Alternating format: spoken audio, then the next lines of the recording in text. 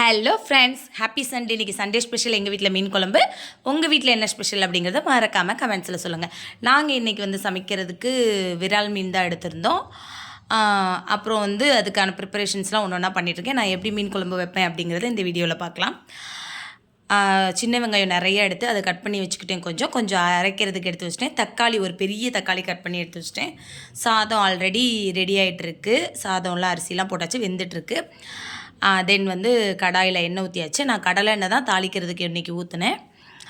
கடலை எண்ணெய் ஊற்றிட்டு ஒரு 2 to 3 ஸ்பூன் வரைக்குமே இருக்கும். அதில் கொஞ்சம் ஜீரகம் போட்டாச்சு. ஃபஸ்ட்டு ஜீரகம், நிறைய பேர் கடுகு போட்டு தாளிப்பாங்க, அது அவங்க சாய்ஸு. சில பேருக்கு அது பிடிக்கும், நான் மேக்ஸிமம் போட மாட்டேன். ஸோ ஜீரகம் போட்டு கருவேப்பிலையும் வத்தலும் போட்டு தாளிக்கிறதுக்கு போட்டேன். கருவேப்பிலை வத்தல் போடுறத நான் வீடியோ எடுக்க மறந்துட்டேன். இதுலேருந்தே நான் ஒரு பக்கா யூடியூபரை மாறலைங்கிறது தெரியுது. அப்புறம் வெள்ளை பூண்டு உரித்து கொஞ்சம் கட் பண்ணி வச்சுருந்தேன்.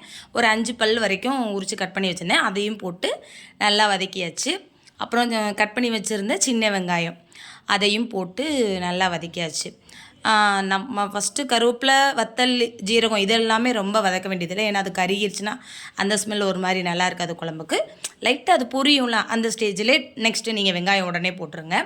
அப்புறம் தக்காளி போட்டுட்டு அது ரெண்டுமே வதங்கிறதுக்கு தேவையான உப்பு போட்டுட்டு, நான் எப்போவுமே தக்காளி வெங்காயம் நீங்கள் என்ன சமையல் பண்ணாலுமே நல்லா வதங்கணும். அது நல்லாவே அது என்ன சொல்கிறது, மையாக வதங்கணும். தக்காளிலாம் நல்லா மசிஞ்சிடணும். வெங்காயமே நல்லா சுருளை வதங்கிடணும். அந்த மாதிரி நல்லா வதங்கிடணும். அப்போ தான் மொத்தமாக அதோடய ஃப்ளேவர் இறங்கி எந்த குழம்பு எதுவாக இருந்தாலுமே டேஸ்ட்டாக இருக்கும்.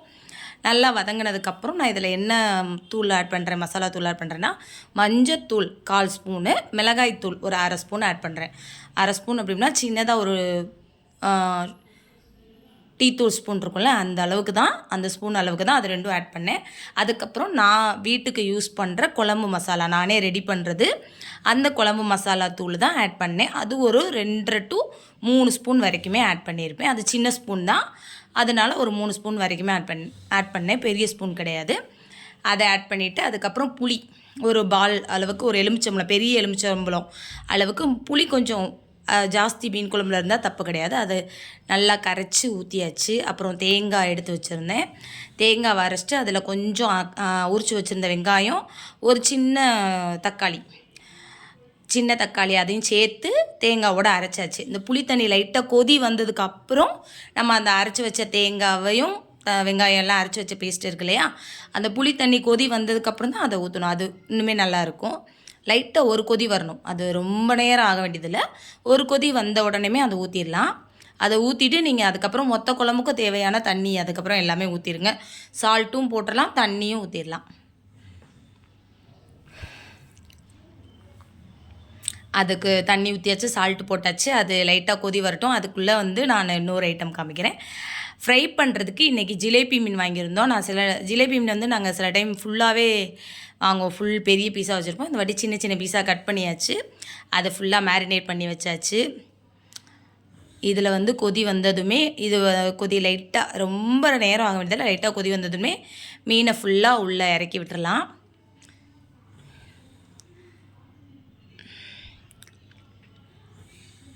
இந்த வாட்டி மீன் முட்டையோடு நாங்கள் வாங்கியிருந்தோம். அந்த முட்டையை நான் இப்போ ஆட் பண்ணல. அது எப்போ ஆட் பண்ணேன்றதை அடுத்து சொல்கிறேன். மீன் ஆட் பண்ணோடனே கரண்டி வச்சு கிண்டுனா உடஞ்சிரும் அப்படின்னு சொல்லுவாங்க.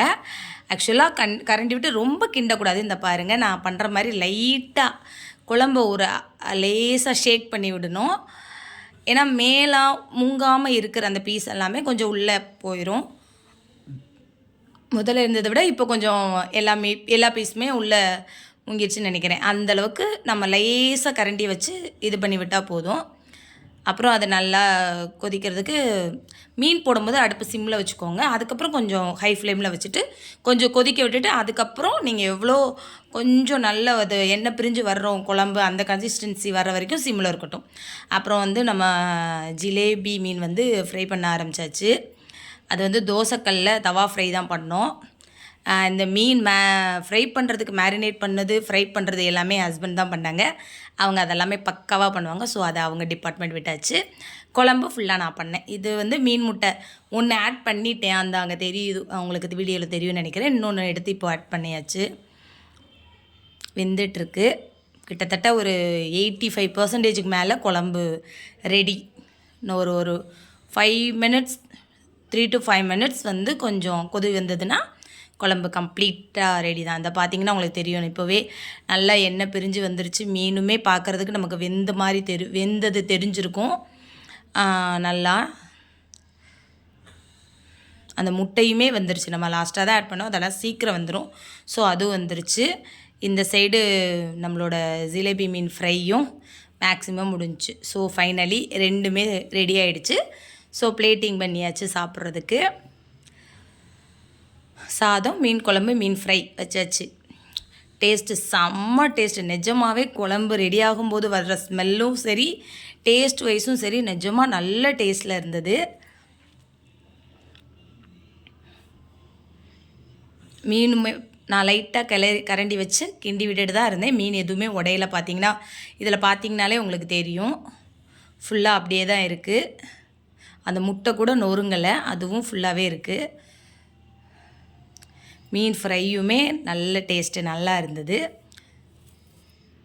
ஸோ வந்து என்னோடய ஸ்டைலில் நான் இப்படி தான் மீன் குழம்பு செய்வேன். நீங்கள் எப்படி மீன் குழம்பு செய்வீங்க அப்படின்றத மறக்காமல் கமெண்ட்ஸில் சொல்லுங்கள்.